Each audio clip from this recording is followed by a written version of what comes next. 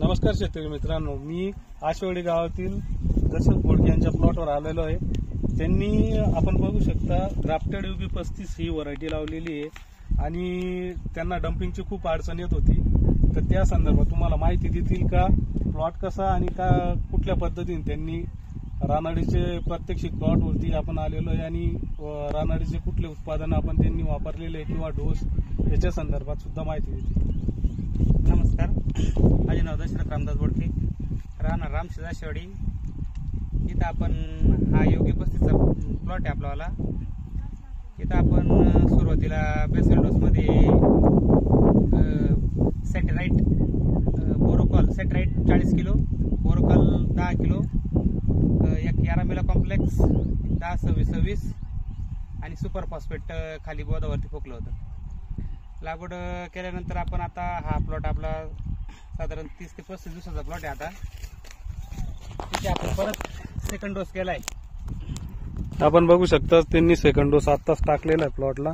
Second dose मध्ये आपण परत रानाड्याचाच 40 किलो सॅटेराइट, 10 किलो बोरोकॉल, 10-26 आणि यारामेला कॉम्प्लेक्स हा परत आपण 35व्या दिवशी सेकंड डोस केलेला आहे। तर बोरोकॉलमुळे झाडाची जी काळोखी ग्रीनरी ती फार अशी सुंदर आहे, बंच पण चांगले लागलेले आहे, पेऱ्यातलं अंतर पण खूप असं छान आहे। सॅटेराइटमुळे थोडंसं कॅल्शियम पण व्यवस्थित गेल्यामुळे झाडात थोडं लुसलुशीतपणा आहे। आणि या पद्धतीने आता आम्ही सेकंड डोस 35व्या दिवशी केलेला आहे। परत गरज बघून वाटलं तर साधारण 55-60 दिवसाला जर झाड थोडं डिफिशियन्सीमध्ये वाटलं तर परत इथं 10 किलो बोरोकॉल आम्ही करणार आहे। हा ग्राफ्टिंगचा प्लॉट आहे, ग्राफ्टेड व्हरायटी योगी 35। आपण बघू शकता 35 दिवसाच्या प्लॉटच्या तुलनेमध्ये हा प्लॉट खूप जोरावर आहे आणि ग्राफ्टिंग व्हरायटी लावल्यामुळं त्यांना आज मर रोगाची कुठलीही समस्या आढळत नाहीये। आणि विशेषतः पाहायला गेलं तर जवळ डोंगराळ भाग असल्यामुळं सर्व पाणी त्यांच्या शेतीमध्ये येत होतं। त्या हिशोबाने तुम्हाला मरची कशी समस्या आढळत होती? इथं आता आपण गेल्या 4 वर्षापासून टोमॅटो लागवड करतोय।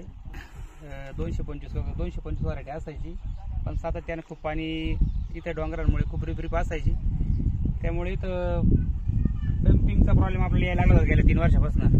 मग यावर्षी आपण इथं आजूबाजूला बऱ्याच लोकांनी मागच्या वर्षी ग्राफ्टेड व्हरायटी भरल्या होत्या, तर थोडंसं आपण मग ते बघितलं त्याचे प्रात्यक्षिक प्लॉट। नंतर मग यावर्षी आपण पूर्ण प्लॉट करायचं डिसिजन घेतलं आणि यावर्षी पूर्ण ग्राफ्टिंग प्लॉट आहे। तर कुठले जंतूचे वगैरे कशाचीच अडचण नाहीये, व्यवस्थित प्लॉट झालाय। आपण बघू शकता इथं कुठल्याही करपाचा प्रादुर्भाव दिसत नाही। तुम्ही बघू शकता का पंजामध्ये पानावरती लीपवरती कुठल्याही प्रकारची आता त्यांना फ्लॉवरिंग स्टेज मध्ये पूर्ण प्लॉट बसलेला आहे। किती एकर प्लॉट आहे आपला हा सर?